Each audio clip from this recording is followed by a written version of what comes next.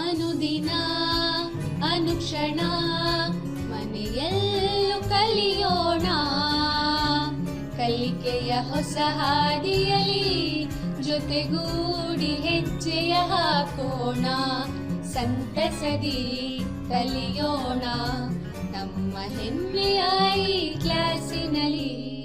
Yes, sir. Yes, teacher. Present, ma'am.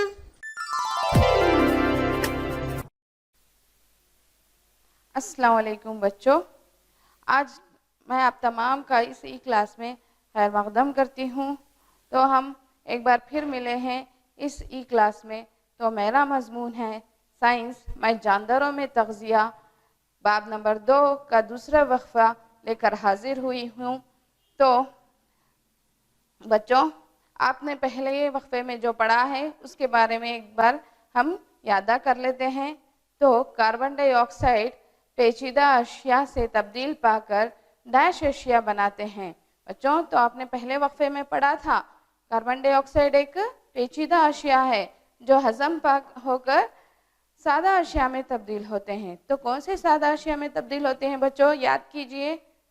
जी हाँ, सही कहा, ये ग्लूकोज में तब्दील पाते हैं, ये ग्लूकोज में तब्दील पाते हैं।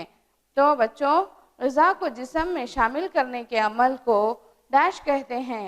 हाँ, हम मुंह से ग़िज़ा खाते हैं ना, इसको अंदर लेने के अमल को हम क्या कहते हैं बच्चों? हाँ, सही कहा, इसको निगलना कहते हैं। Very good. दूसरा सवाल है, दांतों के पहले सेट को डैश कहते हैं। दांतों का पहला सेट कब आता है? हाँ, 8 से 6 महीने ऐसे 8 महीने के वक्त आता है, और ये कब तक रहता है? 6 से 7 साल तक रहता है। इसके बाद मुस्तकिल दांत आते हैं। तो इनको क्या कहते हैं हम? दूध के दांत कहते हैं। वेरी गुड, सही कहा, दूध के दांत कहते हैं। तो अगला सवाल, लौबी गुदूद से डैश का रसाव होता है। लौबी गुदूद कहाँ होते हैं? मुंह में होते हैं। लौब यानी हाँ, हमारे मुंह में जो पानी आता है थूक, इसको हम लौब कहते हैं।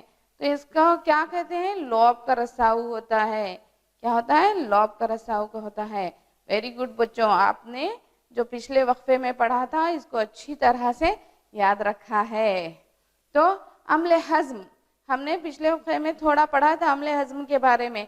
कार्बोहाइड्रेट्स जैसे पेचीदा अशिया को ऐसे ही हम हज़म नहीं कर सकते। ग़िज़ा के इन पेचीदा अशिया को सादा अशिया में तोड़ा जाता है। इस तोड़ने के अमल को अम्ल हज़्म कहते हैं। हाँ, इसको क्या कहते हैं हम? अम्ल हज़्म कहते हैं। ये कार्बोहाइड्रेट्स, प्रोटीन, चर्बियाँ, इन सबको हम ऐसे ही हज़म नहीं कर सकते। इनको हम क्या करते हैं? तोड़ के इनको सादा अशिया में तब्दील करके क्या करते हैं? हज़म करते हैं।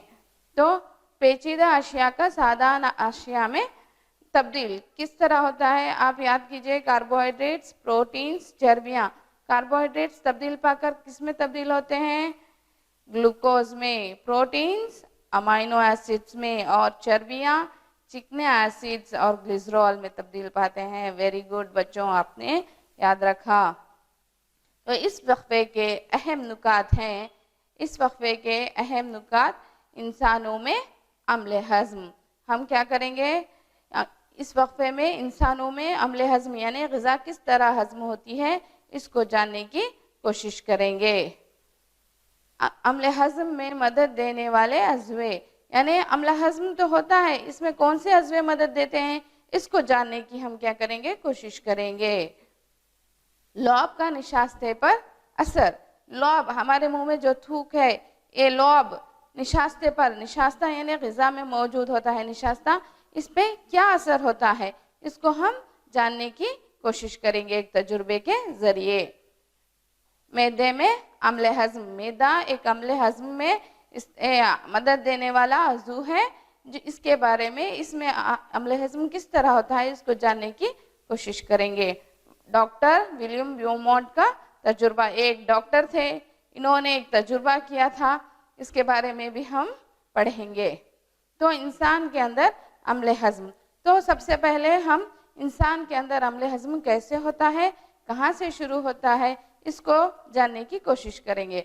हम मुंह के रास्ते खाना खाते हैं। अब तमाम को मालूम है کہ ہم منہ کے راستے کھانا کھاتے ہیں، منہ میں دانت اور زبان کی مدد سے اس کو اچھی طرح چبا کر نرم کرتے ہیں۔ آپ سب کو معلوم ہے کہ ہم منہ میں نوالا دیتے ہیں، دانتوں کی مدد سے اس کو اچھی طرح چباتے ہیں، زبان اس کو چبانے میں مدد کرتی ہے۔ آپ دیکھ سکتے ہیں کہ یہاں پہ لڑکا کھا رہا ہے، یہ کس طرح کھاتے ہیں؟ بغیر دانتوں کے ہم چبا نہیں سکتے، تو دانت ہمیں چبانے میں بہت مدد کرتے ہیں۔ غذا کو جسم میں داخل کرنے کے اس عمل کو ہم کیا کہتے ہیں؟ ہاں صحیح کہا، نگلنا کہتے ہیں۔ غیر ہضم شدہ غذا کو پاخانے کے راستے باہر نکال دیتے ہیں۔ اب سب کو معلوم ہے غذا ہضم ہونے کے بعد کیا ہو جاتی ہے؟ فضلہ بن جاتا ہے۔ پورا عمل ہضم ختم ہونے کے بعد کچھ نہ کچھ فضلہ جو بچتا ہے اس کو کیا کرتے ہیں؟ ہم پاخانے کے راستے نکال دیتے ہیں۔ تو آپ دیکھ سکتے ہیں شکل میں کہ یہاں پہ ہم کھاتے ہیں، اس کو ہضم کرتے ہیں اور فضلہ کے راستے اس کو کیا کر دیتے ہیں؟ خارج کر دیتے ہیں۔ تو عمل ہضم میں مدد دینے والے عضوے کون سے عضوے ہیں جو ہمیں عمل ہضم میں مدد دیتے ہیں؟ تو سب سے پہلے ہے منہ اور جوف دہن۔ ہم منہ کے ذریعے کھانا کھاتے ہیں، کھانے سے ہی شروع ہوتا ہے عمل ہضم۔ دوسرا ہے غذائی نالی۔ آپ کو معلوم ہے غذائی نالی ہمارے گردن سے شروع ہو کے سینے کے ساتھ ہوتے ہوئے معدے تک پہنچتی ہے۔ تو تیسرا ہے معدہ۔ معدہ کیا ہے؟ ہمارا پیٹ ہے جو غذا کو جماتا ہے۔ اس کے بعد آتی ہے چھوٹی آنت۔ چھوٹی آنت یہ حملے جذب میں کام آتی ہے۔ اس کے بعد آتی ہے بڑی آنت، آپ شکل میں دیکھ سکتے ہیں یہ الگ الگ عضوے ہیں۔ اور آخر میں آتا ہے مبرز، جہاں سے فضلہ کیا ہو جاتے ہیں؟ خارج ہوتا ہے۔ یہ سارے حصے مل کر ایلیمنٹری کینال یعنی ایک دائرہ ہضم کی تشکیل کرتے ہیں۔ ان تمام حصوں کو ہم ملا کر کیا کہتے ہیں؟ دائرہ ہضم کہتے ہیں۔ عمل ہضم میں مدد کرنے والے عضوے، ان مختلف خانوں سے گزرتے ہوئے غذا کے اجزاء دھیرے دھیرے ہضم ہوتے ہیں۔ کیا ہوتے ہیں؟ ان تمام عضووں سے گزرتے ہوئے ایک کے بعد گزرتے ہوئے کیا ہوتی ہے؟ غذا دھیرے دھیرے ہضم ہوتی رہتی ہے۔ معدے کے اندرونی دیواریں، چھوٹی آنت، مختلف غدود، جگر اور لبلبہ ہاضمی رسوں اور رطوبتوں کا افراز کرتے ہیں۔ کیا ان تمام اعضاء میں یعنی معدے میں، چھوٹی آنت میں مختلف غدودی لوبی غدود ہوتے ہیں، جگر، لبلبہ، ان سب میں کیا ہے؟ جوسس نکلتے ہیں جن کو ہم کیا بولتے ہیں؟ ہاضمی رسوں یا رطوبتیں کہتے ہیں۔ یہ سب کیا کرتے ہیں؟ ہمیں غذا کو ہضم کرنے میں مدد کرتے ہیں۔ آپ دیکھ سکتے ہیں شکل میں یہ ہضمی رطوبتیں غذا کے پیچیدہ اشیاء کو سادہ تر اشیاء میں بدل دیتے ہیں۔ یہ کیا کرتے ہیں؟ غذا کے پیچیدہ اشیاء کون سے ہیں؟ ہاں کاربوہائیڈریٹس، پروٹینز، یہ سب کو کیا کرتے ہیں؟ سادہ اشیاء میں توڑتے ہیں۔ دائرہ ہضم اور اس سے وابستہ غدود مل کر نظام ہضم کی تشکیل کرتے ہیں۔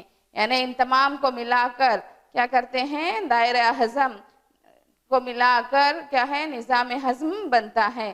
تو نظام ہضم کی شکل آپ دیکھ سکتے ہیں بچوں، یہاں پہ سب سے پہلے منہ اور جوف دہن ہے، اس کے بعد غذائی نالی آتی ہے، اس کے بعد معدے کے بعد جگر اور لبلبہ جو ہمیں رسوں کو یعنی رطوبتوں کو چھوڑتے ہیں، اس کے بعد چھوٹی آنت، بڑی آنت اور ریکٹم، یہاں پہ اور مبرز پہ نظام ہضم ختم ہوتا ہے۔ تو سب سے پہلے ہم شروع کرتے ہیں منہ اور جوف دہن سے۔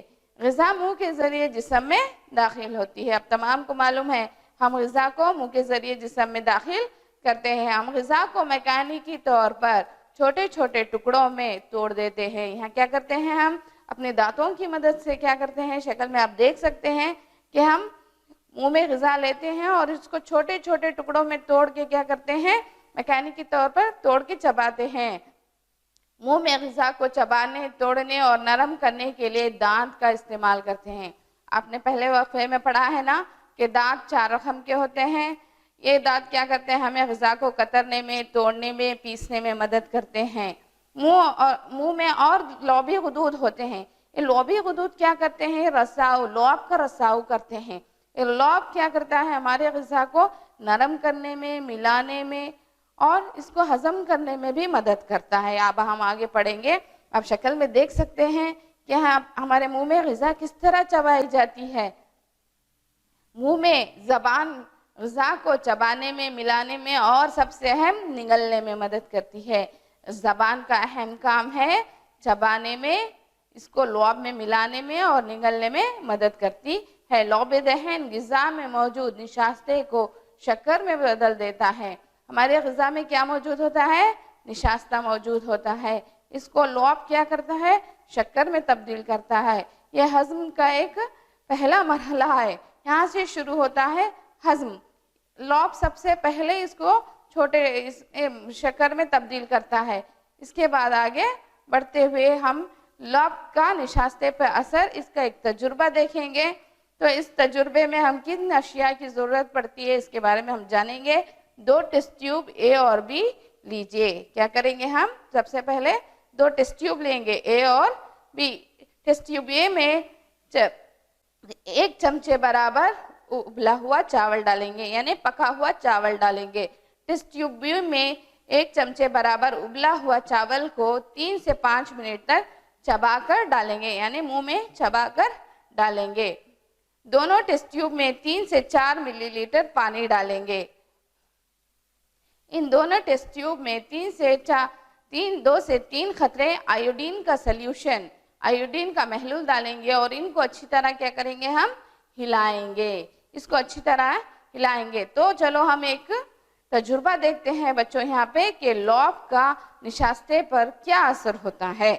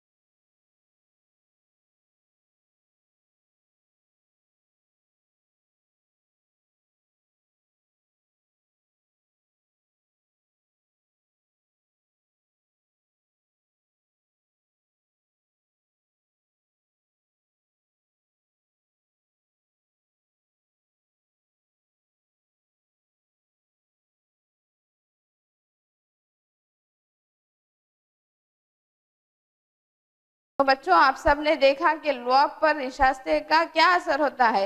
تو کیا دیکھا آپ نے؟ ٹیسٹ ٹیوب اے جس میں ابلے ہوئے چاول ہیں، ان کا رنگ بدل کر نیلا کالا ہو چکا ہے۔ کیا ہو چکا ہے؟ نیلا کالا ہو چکا ہے۔ اور ٹیسٹ ٹیوب بی جس میں چبائے ہوئے چاول تھے، ان کا رنگ نہیں بدلا۔ تو ایسے کیوں ہوتا ہے؟ تو نشاستہ، لعاب کا نشاستے پہ کیا اثر ہوتا ہے بچوں؟ آپ دیکھ سکتے ہیں یا تصویر میں کہ ابلے ہوئے چاول میں جن میں نشاستہ موجود تھا یہ نیلے کالے ہو چکے ہیں، اور چبائے ہوئے چاول جو جن میں آیوڈین کا سلیوشن ڈالا گیا پھر بھی ان کا رنگ نہیں بدلا۔ ایسا کیوں ہوتا ہے؟ کیونکہ لعاب غذا میں موجود نشاستے کو شکر میں تبدیل کر دیتی ہے۔ تو سب سے پہلے یہاں پہ عمل ہضم کا سب سے پہلا مرحلہ شروع ہو چکا ہے۔ اس کے بعد غذا کہاں پہ جاتی ہے؟ غذائی نالی میں داخل ہوتی ہے۔ غذائی نالی آپ کو معلوم ہے، آپ کو اس کو محسوس کرنا ہے تو اپنے گردن پہ ہاتھ رکھ کے دیکھ سکتے ہیں۔ غذا نگلنے کے بعد وہ غذائی نالی میں جاتی ہے، اس کو ہم ایسوفیگس کہتے ہیں۔ آپ شکل میں دیکھ سکتے ہیں کہ غذائی نالی میں غذا جا رہی ہے، اس کو ہم ایسوفیگس کہتے ہیں۔ غذائی نالی کی دیوار کی حرکت غذا کو نیچے دھکیلنے میں مدد کرتی ہے، یعنی اس کو نیچے کی طرف بھیجنے میں مدد کرتی ہے۔ حقیقتاً یہ حرکت تمام ایلیمنٹری کینال میں ہوتی ہے جو غذا کو نیچے کی طرف دھکیلنے میں مدد کرتی ہے۔ یعنی کیا ہے، غذا منہ سے شروع ہو کر نیچے پورا مبرص تک پہنچنے میں اس کا یہ حرکت ہوتی رہتی ہے۔ اس کو ایلیمنٹری کینال کی حرکت کہتے ہیں۔ کبھی کبھی معدہ غذا کو قبول نہیں کرتا تو قے یا الٹی ہو جاتی ہے۔ اگر ہماری طبیعت بگڑی ہوئی ہو یا ہمیں بخار ہے، کچھ بھی ہوا ہو، تو اس وقت اب کچھ کھاتے ہیں تو معدہ اس کو قبول نہیں کرتا، یہ کیا کر دیتا ہے، اس کو واپس کر دیتا ہے۔ تو اس کے بدلے میں آپ کو کیا ہوتا ہے، قے یا الٹی ہوتی ہے، جو معدے کی سے غذا واپس آ جاتی ہے۔ تو اب غذا کہاں پہ پہنچی بچوں؟ معدے میں پہنچی۔ معدے یعنی پیٹ۔ آپ دیکھ سکتے ہیں معدہ ایک موٹی دیوار والی تھیلی ہے اور اس کی شکل ایک چپٹے یو کی طرح ہے۔ اس کی شکل کس طرح ہے؟ ایک چپٹے یو کی طرح ہے اور ایک موٹی دیوار والی تھیلی ہے۔ اس کی دیواریں کیا ہوتی ہیں؟ بہت موٹی ہوتی ہیں۔ یہ ایک ایلیمنٹری کینال کا سب سے چوڑا حصہ ہے، یعنی اس کا حصہ بہت چوڑا ہوتا ہے۔ یہ کیونکہ یہ غذا کو اپنے اندر 2 سے 3 گھنٹوں کے لیے جمع کرتی ہے۔ کیوں جمع کرتی ہے؟ تاکہ اس میں ہضم ہو سکے۔ یہ ایک طرف غذائی نالی سے غذا کو حاصل کرتی ہے اور دوسری طرف چھوٹی آنت میں اس کو چھوڑ دیتی ہے۔ یہ کیا کرتی ہے؟ غذائی نالی سے غذا کو حاصل کرتی ہے اور دوسری طرف کیا کرتی ہے؟ چھوٹی آنت میں چھوڑ دیتی ہے۔ آپ دیکھ رہے ہیں شکل میں کہ یہ غذائی نالی سے غذا کو حاصل کرتی ہے، 2 سے 3 گھنٹوں تک اس کو اپنے اندر رکھتی ہے، اس کے بعد کیا کر دیتی ہے؟ چھوٹی آنت میں اس کو چھوڑ دیتی ہے۔ معدے میں عمل ہضم۔ معدے میں نے کہا تھا معدے میں غذا ہضم ہوتی ہے، تو اس میں کیا ہضم ہوتا ہے ہم دیکھیں گے۔ معدے کے اندرونی استر مخاط ہائیڈروکلورک ایسڈ اور ہضمی رطوبتوں کو چھوڑتے ہیں۔ معدے آپ شکل میں دیکھ سکتے ہیں کہ معدے کا اندر کیسا استر کیسا ہوتا ہے، اندر کی شکل کیسی ہوتی ہے۔ یہ کیا کرتی ہے؟ یہاں پہ اس کی جوسز کو چھوڑتے ہیں جو کیا ہے؟ ہائیڈروکلورک ایسڈ اور ہضمی رطوبتیں ہیں۔ یہ کیا کرتے ہیں؟ غذا کو ہضم کرنے میں مدد کرتی ہیں۔ ایسڈز ان بہت سے بیکٹیریا کو مارتی ہے جو غذا کے ساتھ ساتھ جسم میں داخل ہوئے ہیں، یعنی معدے میں داخل ہوئے ہیں۔ یہ کس طرح داخل ہوتے ہیں بچوں؟ جب آپ بغیر ہاتھ دھوئے غذا کھاتے ہیں یا بغیر دھلے پھل کھاتے ہیں یا ترکاری کھاتے ہیں، کھلی رکھی ہوئی غذا کھاتے ہیں، ان کے ذریعے کیا ہو جاتے ہیں؟ جراثیم ہمارے جسم میں داخل ہو جاتے ہیں۔ تو ان سب بیکٹیریاز کو، ان سب جراثیموں کو ایسڈ کیا کر دیتا ہے؟ ختم کر دیتا ہے۔ یہ ہضمی رطوبتوں پروٹین کو زیادہ تر اشیاء میں توڑتی ہے۔ یہ رطوبتیں کیا کرتی ہیں؟ پروٹین کو امینو ایسڈز میں توڑنے میں مدد کرتی ہیں۔ جیسے نشاستے کو لوب نے شکر میں بدلا، اسی طرح یہ رطوبتیں کیا کرتی ہے؟ پروٹین کو ہضم کرنے میں ہماری مدد کرتی ہیں۔ تو معدے میں عمل ہضم کس طرح ہوتا ہے؟ معدے میں مخاط یعنی یہ معدے کے اندر کا ایک استر ہے۔ استر مطلب اس کے اندر کی ایک جلد ہے۔ یہ کیا کام کرتی ہے؟ معدے کے مخاط کے استر کی حفاظت کرتی ہے۔ یہ مخاط کیا کرتا ہے؟ اس کے اندر معدے کے اندر کی جلد کی حفاظت کرتا ہے۔ کیوں کرتا ہے؟ اس کو ضرورت کیوں ہے حفاظت کرنے کی؟ کیونکہ آپ جانتے ہیں ایسڈ جلانے کی خاصیت رکھتا ہے۔ ایسڈ بہت تیز ہوتا ہے، یہ جلانے کی خاصیت رکھتا ہے۔ اگر یہ ہضم ہمارے جسم میں غذا کو ہضم کر سکتا ہے تو ہمارا معدہ بھی ایک گوشت ہے، اس کو بھی یہ ہضم کر سکتا ہے، مگر یہ مخاط کیا کرتا ہے؟ اس کی حفاظت کرتا ہے اور ہمارے معدے کو جلنے سے، ہضم ہونے سے بچاتا ہے۔ اس میں کیا ہوتا ہے؟ ہائیڈروکلورک ایسڈ کا رساؤ ہوتا ہے۔ یہ ایسڈ کیا کرتا ہے؟ ایسڈ جسم میں داخل ہونے والے بیکٹیریاز کو مارتا ہے۔ ایسڈ کیا کرتا ہے؟ جسم میں داخل ہونے والے بیکٹیریاز کو مارتا ہے۔ یہ ایسڈ یہ معدے کے میڈیم کو تیزابی بناتا ہے، یعنی اس کو تیزابی بناتا ہے تاکہ یہ غذا کو ہضم کر سکے۔ ہضمی رطوبتیں پروٹین کو سادہ اشیاء میں توڑتے ہیں۔ یہ جوسز کیا کرتے ہیں؟ پروٹین کو، جیسے ہم نے پہلے ہی کہا ہے، یہ جوسز کو کیا کرتے ہیں؟ غذا کو، پروٹین کو ہضم کرنے میں مدد کرتے ہیں۔ ہم نے کہا ڈاکٹر ولیم بومونٹ کا تجربہ، ایک ڈاکٹر تھے جنہوں نے، ان کو ایک موقع ملا کہ معدے کے اندر کا مشاہدہ کر سکے۔ اس کے بارے میں ہم جانیں گے۔ 1822 میں एलेक्स सेंट मार्टिन बंदूक की गोली से जख्मी हुआ था। ये एक शख्स था जो बंदूक की गोली से क्या हो गया, जख्मी हो गया था। गोली ने सीने की दीवार को सख्त नुकसान पहुंचाया, इसके मैदे में सुराख कर दिया। आप देख सकते हैं एलेक्स सेंट मार्टिन को इनके सीने पे एक गोली लगी है, इसका निशान भी आप देख सकते हैं। इनके सुराख को ये मैदे में सुराख कर दिया था। अमेरिकी फौजी डॉक्टर विलियम ब्यूमॉन्ट ने जान बचाई, लेकिन वो सुराख को सही तौर पर बंद ना कर सके। इन्होंने इनकी जान तो बचा ली, मगर क्या करें, वो मैदे में जो सुराख हुआ था उसको सही तौर पर ये बंद नहीं कर सके। तो ये डॉक्टर ने क्या मुशाहिदा किया, इसको हम जानेंगे।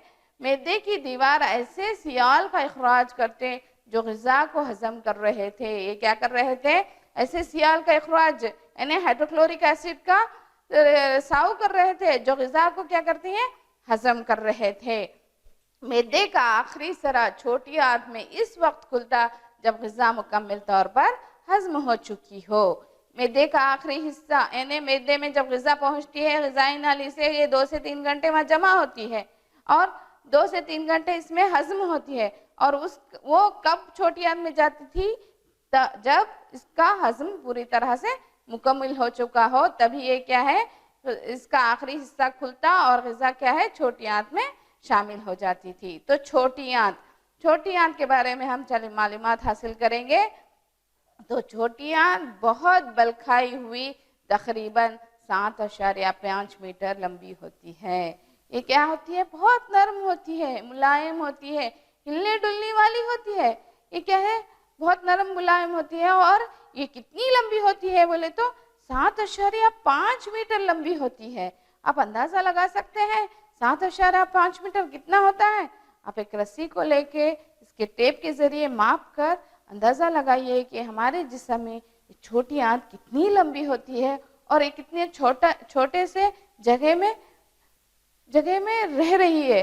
तो ये नरम मुलायम होने की वजह से इस छोटे से जगह में आराम से रहती है और ये 7.5 मीटर की होती है। ये आंत जिगर और लबलबे से रतूबतों को हासिल करती है। ये आंत क्या करती है, जिगर और लबलबों से रतूबतों को हासिल करती है। रतूबतें यानी ऐसे जूसेस जो ग़िज़ा को हजम करने में हमारी मदद करते हैं बच्चों, या इसके बारे में हम आगे पढ़ेंगे।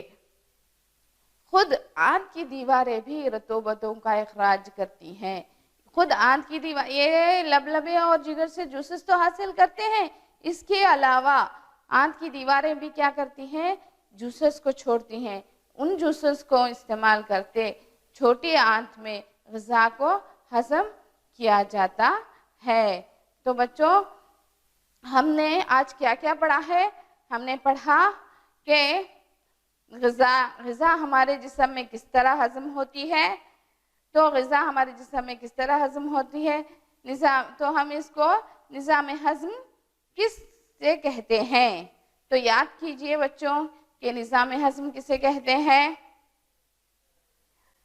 दायरा हजम और इससे वाबस्ता गुदूद मिलकर निज़ाम हजम की तश्कील करने को निज़ाम हजम कहते हैं। सही कहा, इन्हें दायरा हजम यानी तमाम आज़ा जैसे मुंह, जोफ़े दहन, ग़िज़ाई नाली, मैदा, छोटी आंत, बड़ी आंत और मबरस, इन तमाम को मिलाकर और इनसे वाबस्ता गुदूद कौन से हैं बच्चों, इनसे वाबस्ता गुदूद कौन से हैं, लौबी गुदूद है जो हमारे मुंह में लौब का रसाव करते हैं।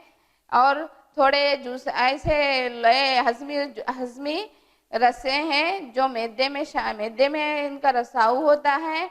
अगले हैं जिगर और लबलबा। हाँ, जिगर और लबलबा से भी क्या है, जूसेस का रसाव होता है। क्या कहते हैं, जूसेस छोड़ते हैं हमारे में अम्ल हजम में, जिनकी वजह से क्या है, हमारी ग़िज़ा आसानी से क्या होती है, हजम हो जाती है। इन तमाम आज़ाओं को मिलाकर और इनके जूसेस को मिलाकर हमारा निज़ाम हजम बनता है। ये निज़ाम हजम हमारे ग़िज़ा को हजम करने में मदद करता है। तो अगला सवाल है बच्चों, ग़िज़ाई नाली का दूसरा नाम क्या है। हमने पढ़ा था कि ग़िज़ाई नाली कहाँ से शुरू होती है, हाँ, गर्दन से शुरू होती है। इसमें एक हरकत होती है जो غذا کو نیچے دھکیلنے میں کیا کرتی ہے بچوں؟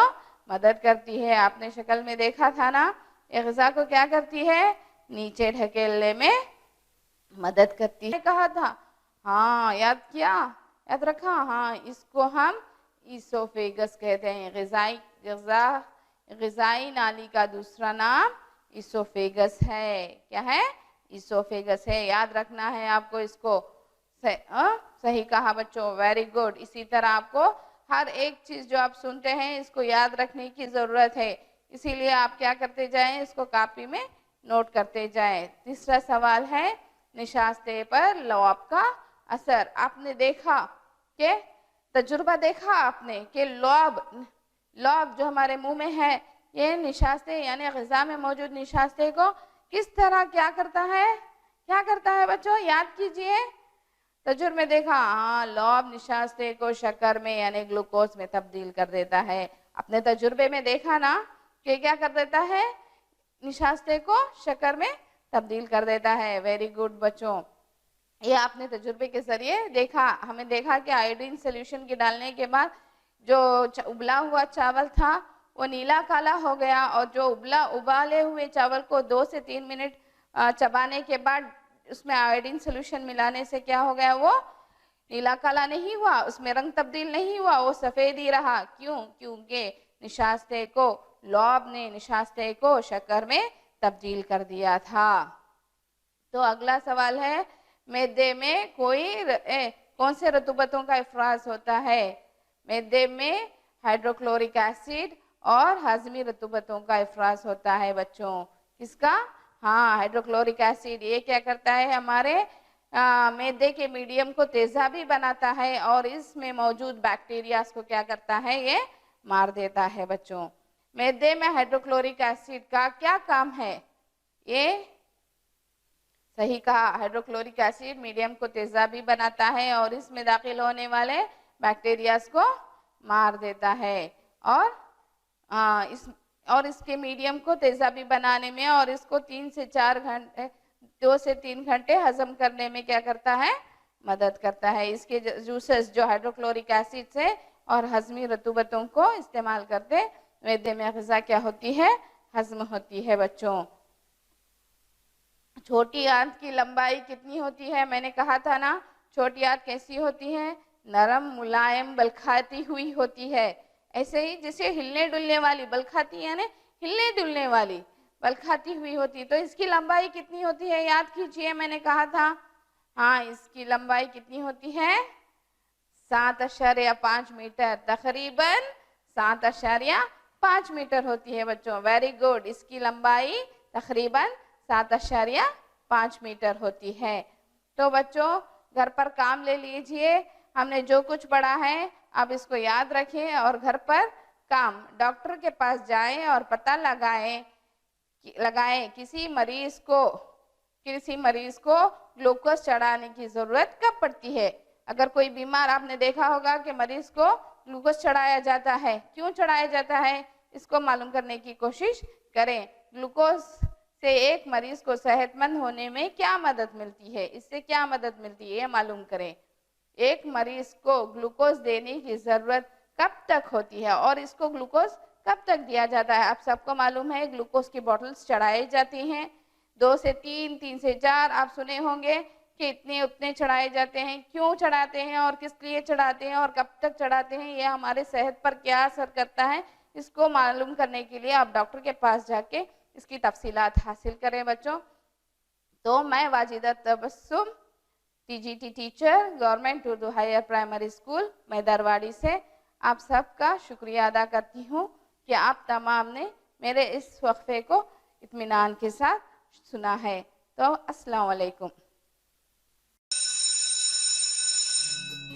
ಅನುದಿನ ಅನುಕ್ಷಣ ಮನೆಯಲ್ಲೂ ಕಲಿಯೋಣ, ಕಲಿಕೆಯ ಹೊಸ ಹಾದಿಯಲಿ ಜೊತೆಗೂಡಿ ಹೆಜ್ಜೆಯ ಹಾಕೋಣ, ಸಂತಸದಿ ಕಲಿಯೋಣ ನಮ್ಮ ಹೆಮ್ಮೆಯ ಈ ಕ್ಲಾಸಿನಲ್ಲಿ. Yes, sir. Yes, teacher. Present, ma'am.